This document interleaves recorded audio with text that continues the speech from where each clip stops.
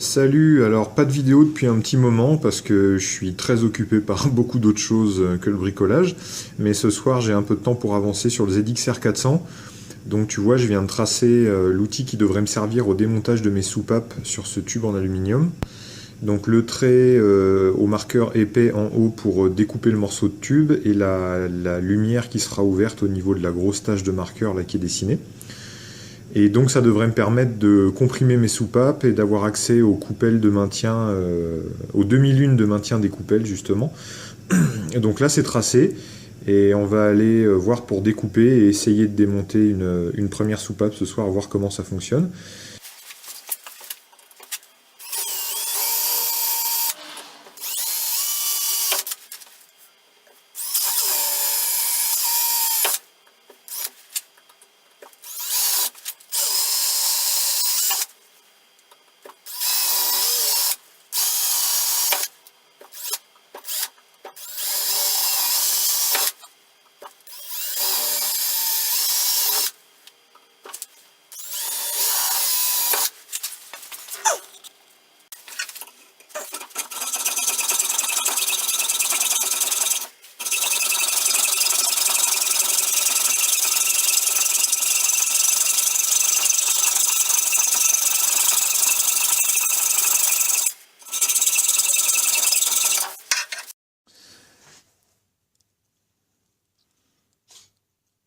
Voilà, alors je t'ai épargné toute la durée des coups de perceuse, de scie, de lime, de tout ce qu'on veut. Je t'ai fait la version raccourcie et voilà, on est arrivé à ça. Donc on a notre tube, on a fait l'ouverture, l'échancrure.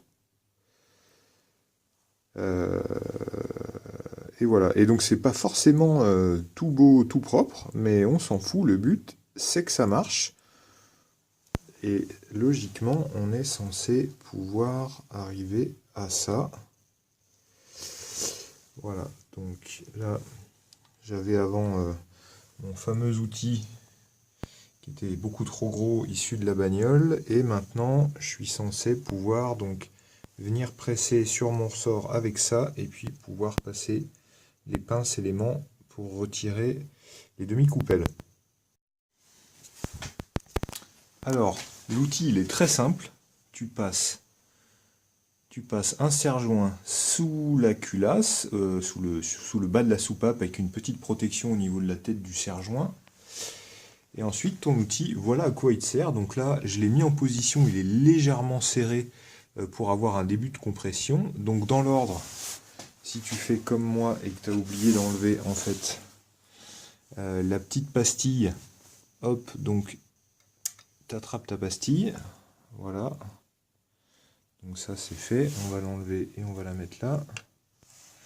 Donc ça c'est ma pastille de réglage de jeu aux soupapes. Et là, comme tu peux le voir, eh bien, effectivement, on doit compresser pour aller retirer les deux demi-lunes que tu vois au bout de la tige de soupape. Donc on va y aller tranquille.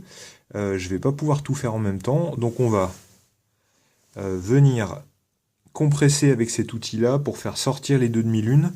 Et pour celle-ci, eh ben, je vais le faire sans filmer et je m'organiserai pour en filmer une entière plus tard. Donc voilà en gros ce que tu as retiré. En premier, ta cale de réglage de jeu aux soupapes. Ensuite, compressé avec ta petite tige aimantée. Ici, hop, acheté 2 € sur eBay. Et ben tu retires tes deux demi-coupelles. Et puis quand ça c'est fait, tu viens sortir ta soupape par le dessous, parce que tu as enlevé ton serre-joint. Et il te reste plus que ressort et coupelle. Voilà, donc ton ressort, hop, la coupelle, ah bah tiens, pas besoin de forcer, elle sort toute seule.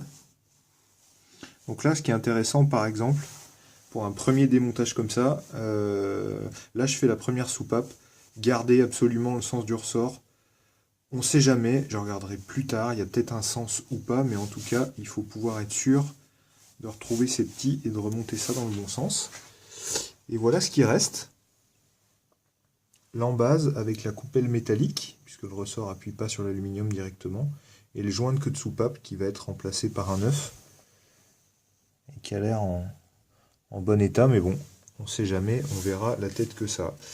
Je vais pas continuer le démontage tout de suite, parce que avant de faire le démontage, il faut que je prépare quelque chose pour que ça se passe bien et pour être sûr de pouvoir remettre toutes les pièces au même endroit. Donc voilà, c'est parti. Il y en a 4x4, 16 soupapes à démonter, enfin plus que 15 maintenant. Et donc, on va s'y mettre.